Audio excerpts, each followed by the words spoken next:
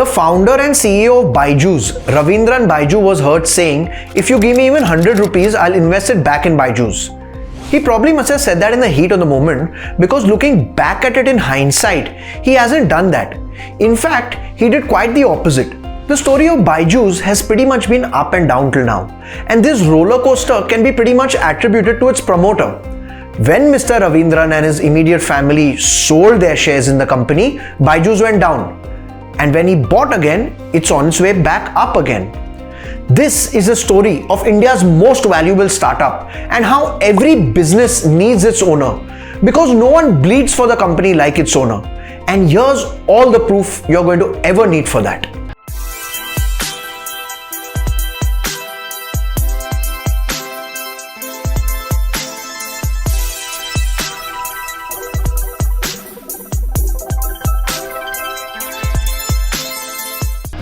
Byju's began its journey in 2011 and grew to be India's most valuable startup since September 2021 and is now worth somewhere near $22 billion. In 2016, online education was just becoming a thing and everyone was just beginning to understand its importance and convenience. Byju's was just starting to hit its sweet spot. From 2016 to 2021, this Bengaluru-based startup's valuation multiplied by 28 times. And don't worry, if this went unnoticed by you, it certainly didn't go unnoticed by its founders. Mr. Raveendran Byju and his co-founders, his wife and brother, together sold 25% of their shareholding in the company during this time. They made a killing doing it. Estimates suggest that they took home in excess of $300 million, which is life-changing money in India. Good for them. But something else changed as well. Their skin in the game, which means how much they as founders have remaining invested in Byju's. This was the view from the top, the story in total if you will. Now let's scratch the surface a bit and understand the chronology. आप chronology समझ लीजिए, आप chronology समझ लीजिए. Mr. Raveendran Byju, his brother Rijju and his wife Divya together began selling shares in the company since 2016, but in small quantities.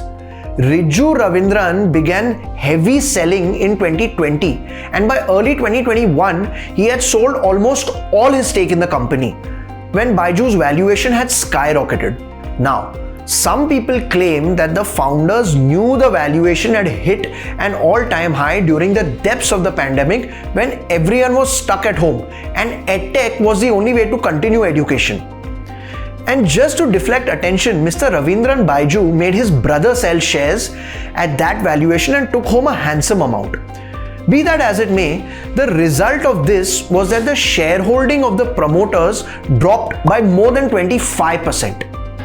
This process of promoters of a private company selling shares to existing investors or third parties is called as secondary sale of shares.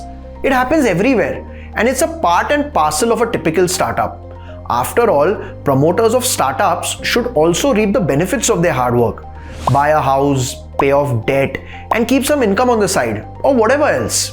But selling so much of your stake so fast indicates you're probably not interested in building the company. A few industry experts say that a stake sale by promoters up to a maximum of 10% is alright.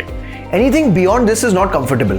Yet another one says that an amount of $2 to $3 million should be enough. Then I must ask the question, isn't this a failure of corporate governance on the part of Byju's? How did their board of directors and early investors allow promoters to sell so much stake? Aren't they worried about the future of the company? And I guess it showed up in its results. Byju's is probably at the weakest point in its decade-long journey. The company reported a record loss of 4,588 crores for last year, which is 19 times more than the previous year. Its revenue has almost remained the same year on year. This at a time when the revenue of its two biggest rivals, Unacademy and Vedantu, jumped 4 times. And these results were released after a lag of 18 months, by the way. Mr. Raveendran Byju was under a lot of pressure to firstly declare, then justify these results. He said something along the lines of there being a change in method of accounting last year, due to which revenue needed to be deferred to next year. What I find baffling is how can revenue remain stagnant in a year when edtech firms boomed thanks to the pandemic and online education was practically the only option. Remember, we're talking about the result for the year spanning 1st April 2020 to 31st March 2021. As if this weren't bad enough, a little more than a month ago, there was a report claiming that Byju's was planning to lay off 12,000 employees. They denied the report and maintained that they'll be laying off only 2,500 employees as a cost-cutting measure, as they had publicly announced earlier. These are the companies that Byju's has acquired. Some famous names in there. 4 out of these have been in 2020 and 2021.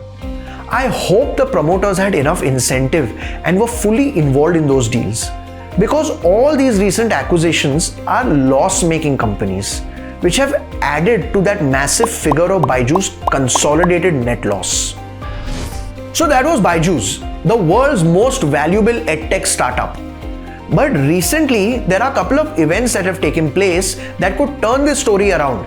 The most interesting thing, in my opinion, is that Byju's in March 2022 raised $800 million in a funding round. Half of this, or $400 million, was invested by Mr. Raveendran Byju himself, which took his stake in the company from 22% to 25%. Now, this is a statement of intent for some good reasons. Firstly, the promoter has put in money at a very high valuation, which is risky for him, so he'll have more to lose. Secondly, he's taken a loan for this amount and put in the money, so it's double risky for him. Now he's got skin in the game. This round of funding saw Byju's valuation touch $22 billion, which was $17 billion in September of 2021. It also just made a big announcement recently that it plans to turn profitable by March 2023 and has listed a detailed plan to do this. On the strength of this announcement, it raised another $250 million last month from existing investors. Further, they're doing some brave marketing campaigns as well.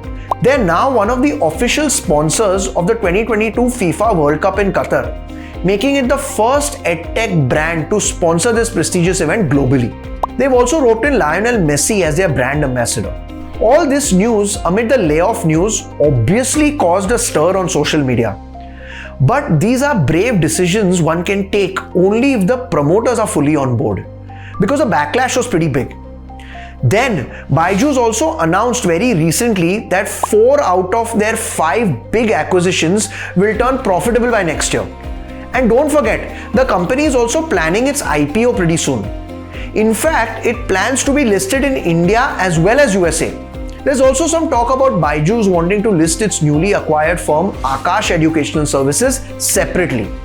Be that as it may, I think Byju's is fully aware of how retail investors have lost money in its new age counterparts like Paytm, Zomato, Nykaa after they have been listed. And Byju's will be eager not to repeat that fiasco when it comes down to its own listing and post that. I'm sure by now all its investors would have figured out the best insurance policy they can take out on Byju's is to have its promoter remaining invested in the company through thick and thin.